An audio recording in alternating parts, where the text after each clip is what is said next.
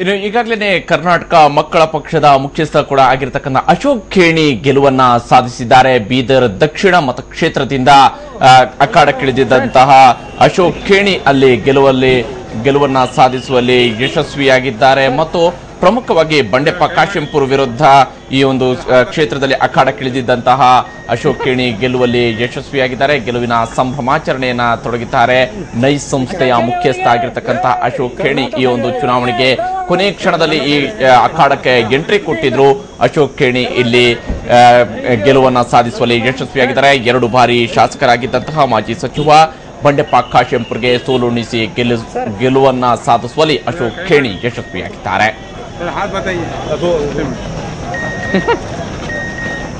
ದಕ್ಷಿಣ ಕ್ಷೇತ್ರದಿಂದ ಜನಪ್ರೀತಿಯಿಂದ ಜನದ ಸೇವಲಿಂದ ನಮಗೆ ಗೆದ್ದಿಸಿದ್ದಾರೆ. ಈಗ ನಂದು ಕೆಲಸ ಸ್ಟಾರ್ಟ್ ಆಗ್ತದೆ. ಯಾಕಂದ್ರೆ ನಾನು ಅವರಿಗೆ ಭಾಳ ಎಕ್ಸ್ಪೆಕ್ಟೇಷನ್ ಕೊಟ್ಟಿನಿ, ಹೋಪ್ ಕೊಟ್ಟಿನಿ. ಅದು ಭಾಳ ಕೆಲಸ ಮಾಡೋದು. ಯಾಕಂದ್ರೆ 67 ವರ್ಷ ಏನು ಡೆವಲಪ್ಮೆಂಟ್ ಆಗಿಲ್ಲ. ಅದೆಲ್ಲ 2 ವರ್ಷವರೆಗೆ ಮಾಡಬೇಕು.